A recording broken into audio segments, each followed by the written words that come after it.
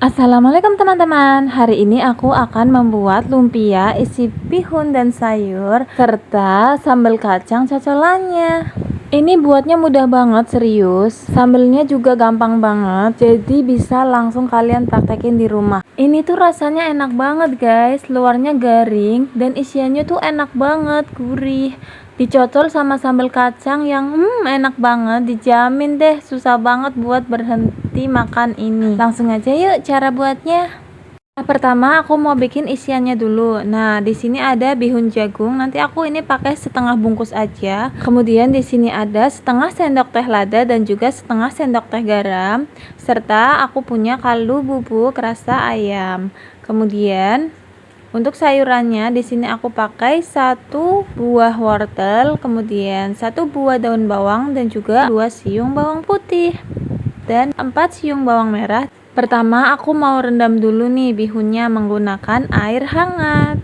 Sambil menunggu bihunnya itu melar, aku mau ngupas dulu nih kulit wortelnya. Aku pakai peeler supaya lebih mudah dalam mengupas kulitnya. Nah, kalau udah wortelnya kita cuci, kemudian bisa diparut atau kalau mau dipotong-potong biasa juga boleh ya, sesuai selera aja. Wortel udah kelar, sekarang kita potong-potong yuk bawang merah dan juga bawang putihnya. Kalau untuk bawang putihnya lebih ke cincang ya teman-teman, sekecil mungkin. Bawang udah kelar, sekarang ke daun bawang, potong-potong biasa aja. Nah, ini bihunnya udah mulai lembut, jangan sampai kelamaan ya, nanti lembek dan kalau terlalu lama lagi bisa-bisa itu hancur ya. Lalu kita aduk seperti ini, kita tiriskan, kita buang airnya. Setelah tiris, kita tambahkan 1 sendok makan minyak goreng supaya nanti saat ditumis tidak saling menggumpal atau menempel. Setelah ditambahkan minyak, kita aduk-aduk rata seperti ini ya, supaya semua bagian bihunnya terkena minyaknya. Kalau udah, sekarang kita panaskan sedikit minyak, lalu kita tumis bawang merah dan juga bawang putihnya. Kita tumis sampai aromanya harum dan warnanya berubah menjadi kecoklatan. Nah, kalau warnanya sudah menjadi kecoklatan, kita masukin wortelnya. Kita goreng atau tumis wortelnya ini sampai dia layu ya. Kalau misalnya wortelnya udah layu, kita masukkan daun bawangnya. Kemudian aduk-aduk sampai semua tercampur rata. Kemudian kita masukkan bihunnya. Lalu sekarang kita oseng-oseng lagi. Kita aduk-aduk sampai semuanya tercampur rata. Jangan lupa kita masukkan lada, garam, dan juga kaldu bubuknya. Setelah itu kita aduk-aduk kembali. Ini menggunakan api sedang cenderung kecil ya teman-teman. Sekarang aku mau ganti mengaduknya menggunakan garpu supaya lebih mudah tercampur bumbu-bumbunya.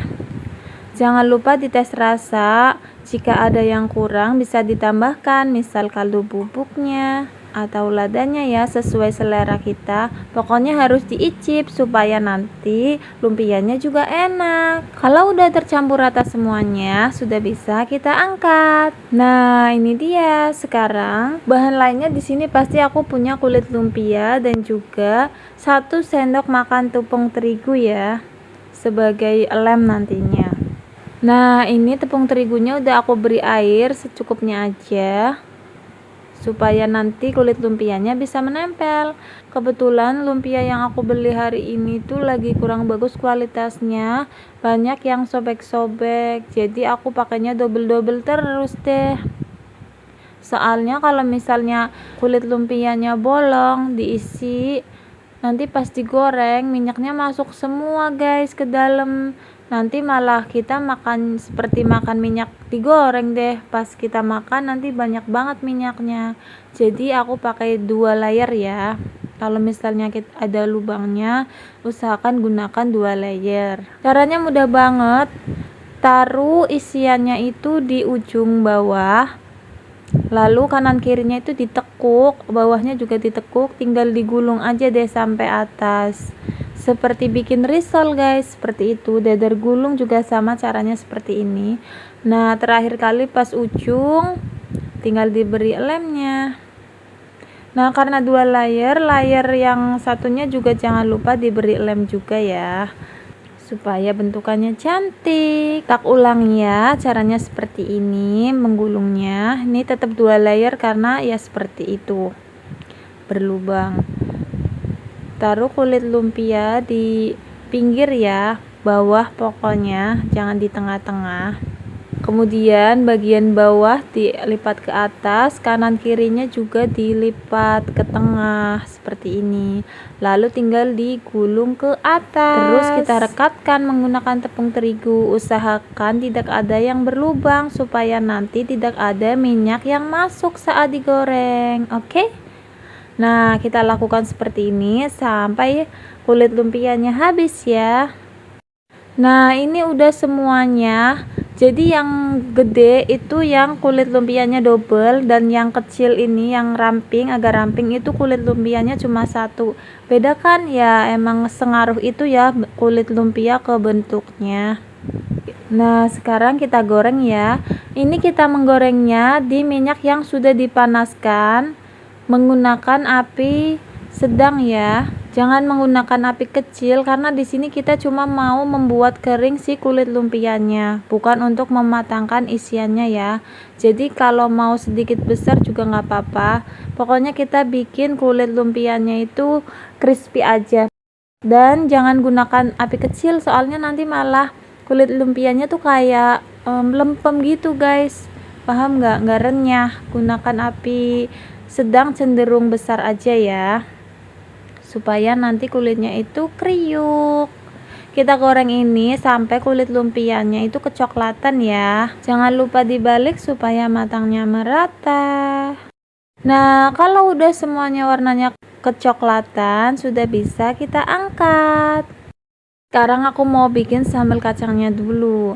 Nah, di sini bahan-bahannya aku punya 2 siung bawang merah, 1 siung bawang putih, 3 buah cabai rawit, 7 buah cabai merah, 2 genggam kacang tanah, 1 butir kemiri, kemudian kecap manis, kaldu bubuk, 1 sendok teh gula, dan 1/4 sendok teh garam. Pertama, aku mau goreng dulu nih bawang-bawangan dan juga cabai-cabeannya. Jangan lupa kemirinya juga ikut digoreng ya, supaya nanti nggak bau langu.